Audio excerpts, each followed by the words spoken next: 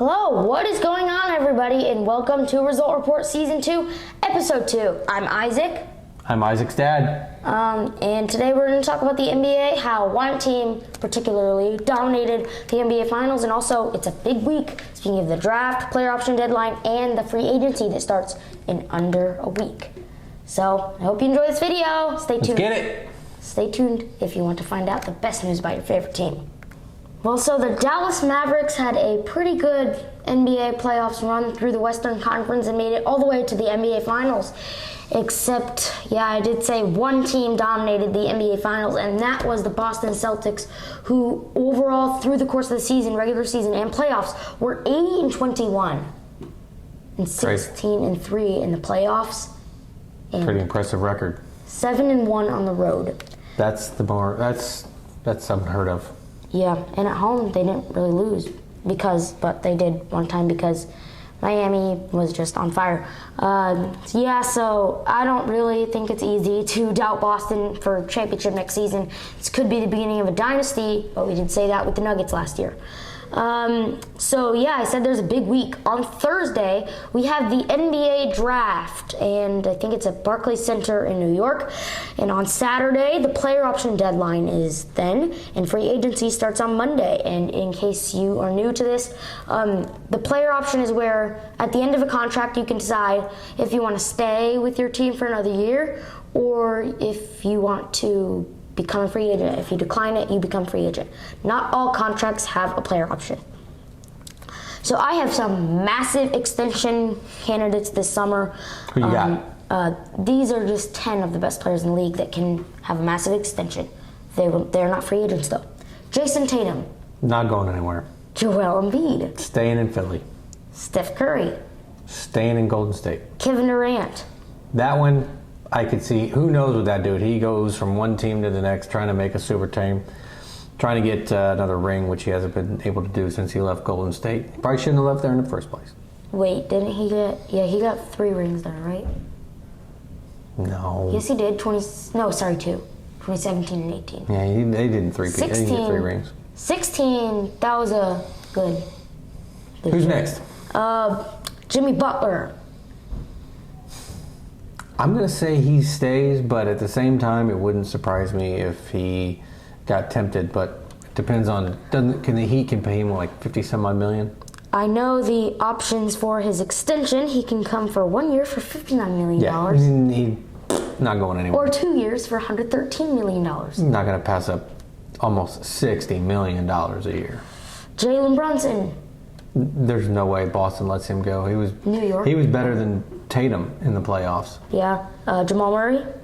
Not going anywhere. Donovan Mitchell. They just hired Kevin Atkinson as their new coach today. He's the cornerstone of that team, so I don't think he's going anywhere either. They'll pay him a bunch of money. Yeah. Bam Adebayo. He could go. He could be tempted to a team like, I don't think he would fit at Philly because they already got a big man, but I could see a team like maybe Golden State or something wanting a big man like that. Well, I think they'll pay him a lot of money to stay there. Yeah, I don't think Miami certainly doesn't want to let him go, but yeah. Every time Butler gets hurt, the team has to rely on him and Tyler Hero and De'Aaron Fox. They were pretty good a couple of years ago. 50-50 bonus. Then here are some notable potential free agents. Some of them are free agents. Klay Thompson. I could see him leaving. Tyrese Maxey. No. They're planning on signing a long-term extension. He's going to be there for a long time. James Harden. That dude flip-flops. He's like Durant, just searching for the next super team that won't work. I think his family's in LA. I think LA is his place. Yeah. OG Anunoby. Dude. I think the Knicks just traded. I think the Knicks are going to want to keep him. They'll keep him if they just traded for him. I think they're going to want to keep him. If they gave up RJ Barrett, they're going to keep him. Yeah, he had a pretty good playoffs until he got hurt. And they were 26-6 with him. Yeah, they're going to want to keep him. They got a good team intact. DeMar DeRozan. He'll probably want to stay there. He's the cornerstone of that team, yeah. Building block. D'Angelo Russell. D'Angelo Russell.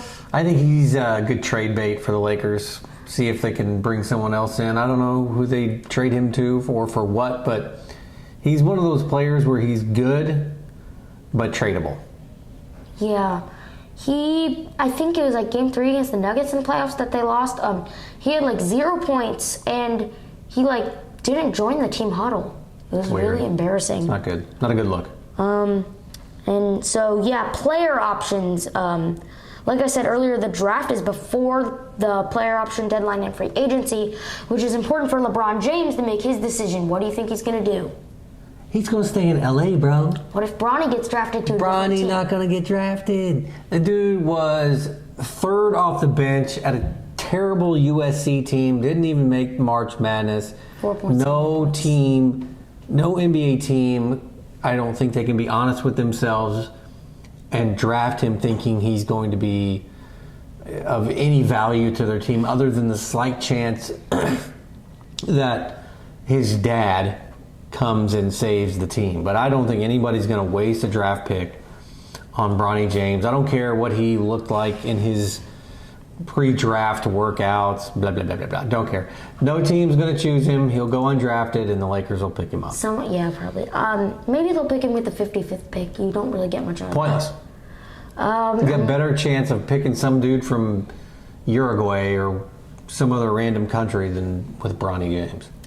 Well, I'll say that a year ago he was projected the number 1 pick. Ha Now That's he so might not get stupid. drafted. No, he's not going to get drafted. He's not that good. He's not good enough for the NBA. He's just not. The last player option is Paul George. He's going to stay. $48.9 million. His projected destinations are to stay with the Clippers, go to the 76ers, and potentially join a big 3 with Joel Embiid and Tyrese Maxey, or go to the Knicks. He's going to stay there. He has his mom go to every game. You've got the big 3 there. He's not going anywhere. Yeah. Assuming Harden stays put. We talked about Jimmy Butler. Brandon Ingram is eligible for a 4-year, $208 million extension. $208 million. Hey, more power to you, man. If you can get it, go get it. Yeah, Klay Thompson is an unrestricted free agent. Do you think he stays or goes? No, I think he's gone. Yeah. I don't know where, but there's definitely a team that could use a shooter like that. There's a number of teams that could use him. That whole Golden State thing, I think, has kind of run its course. And now is probably his time to get out. Spurs could really use a player like that. Yeah, but man, would you want to go to the Spurs? What? I know they got Wemby, but They give him they're money. terrible. They give him money. He has like 4 rings. Yeah, okay. Then in the latest first of all, I wanted to say JJ Redick has been announced as the Lakers head coach for 4 years. He has no coaching experience. 0. They just put up on ESPN what his coaching experience is, and I think it was 4th grade volunteer basketball coach. That's it. And now he is the coach of the Los Angeles Lakers with 0 coaching experience. But he does have player experience. That doesn't mean anything. He was a Because you can play doesn't mean you can coach. I mean, Just because you can coach doesn't mean you can play. Bobby Knight, dude could coach. Mike Krzyzewski could coach. I guess Krzyzewski did play, but you know. And also, it's a 4-year deal, but I don't think that matters at this point. These Lakers coaches, I think this is like they've had like 7 different coaches since Phil Jackson retired. It's crazy. But he said that he knows the expectations for Lakers and that it's to win a championship, and that's what he signed up for. Yeah. He said. Let's see what he can. I mean, it's a tall order for a guy who's never coached anything, but he was a good analyst. So we'll see if he can parlay that into coaching. I wonder how many seasons they'll give him to win a championship, because Darvin Ham got 2, and I think he did pretty well. He made the conference finals. Yeah, I don't know. That's a pretty short leash he was on. They just couldn't beat the Nuggets.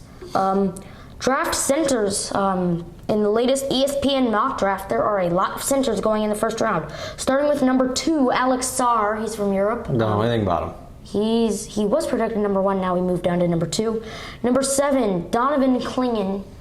That kid from UConn, man. He's good. He's athletic and he can shoot, which is good. His solid career probably. Number 15, Zach Edey from Purdue, the 2-time National Player of the Year. This would surprise me on how high he is, but someone's definitely going to give him a shot. He showed over his time at Purdue that he can be coached, and he got significantly better throughout his time in college, and No reason to think he can't keep doing that, and I think he'll have a decent career in the NBA as long as he can keep up the pace. Because the league is those guys move fast, and he's a little slow, but we'll see what happens. Something you may did not know, so he wears number 15 because he started playing basketball at the age of 15.